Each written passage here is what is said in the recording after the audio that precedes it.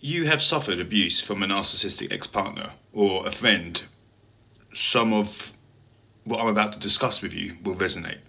However, if you are someone who labels everyone as a narcissist and throws the word around carelessly, akin to casually one might say cat or dog, without actually having endured narcissistic abuse or manipulation for someone's gain, only to be discarded once they set your world ablaze and then blame you for the flames left behind due to your choice of silver rather than green cooker or that they preferred, or all the while defending their actions and refusing to consider any perspective other than their own.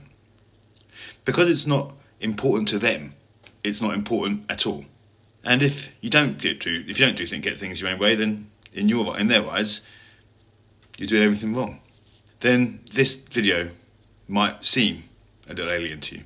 The cause and effect of partner betrayal trauma.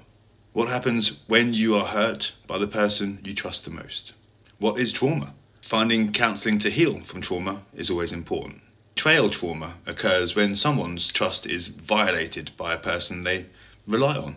Partner betrayal trauma occurs when the perpetrator of the betrayal is a significant other, like a spouse or wife, husband. Partner betrayal trauma can have a range of significant impacts on a person's life.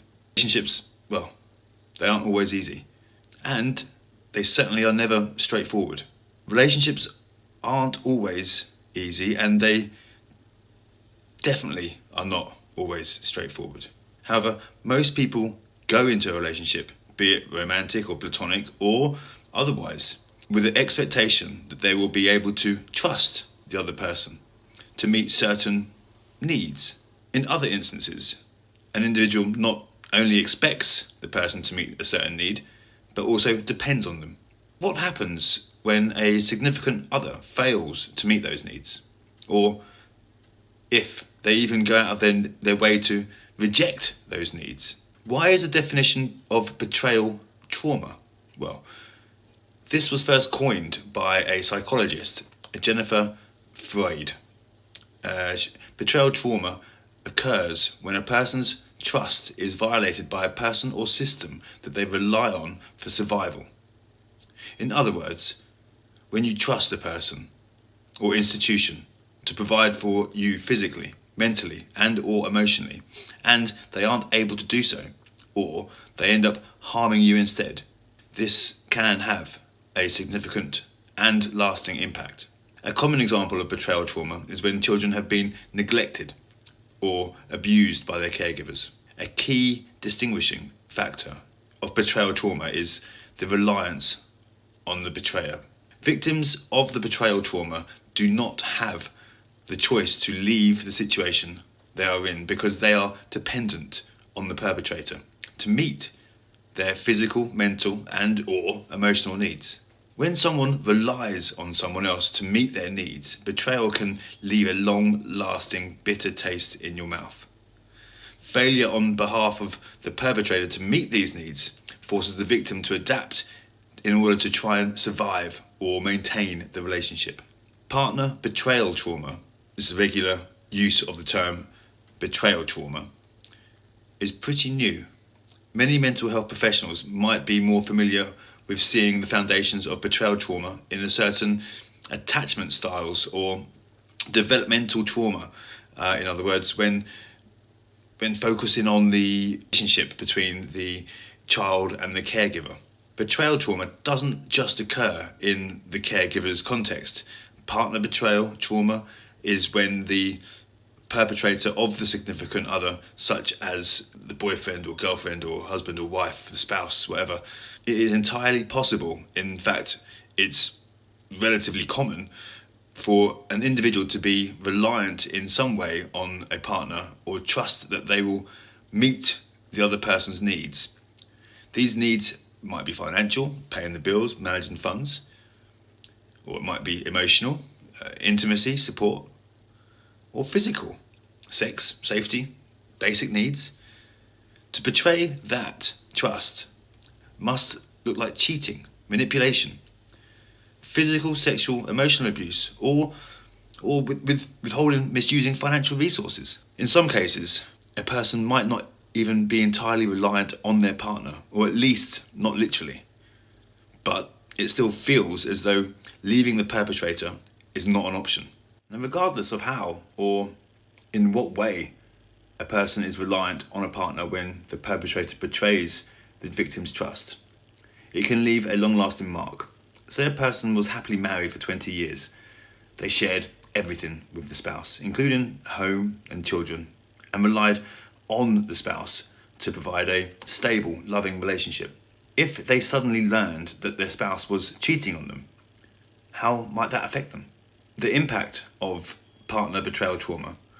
Many current therapy clients are seeking help with partner betrayal trauma, and yet they have no idea of the root of their problems.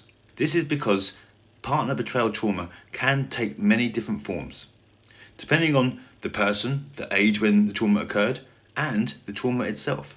Betrayal blindness.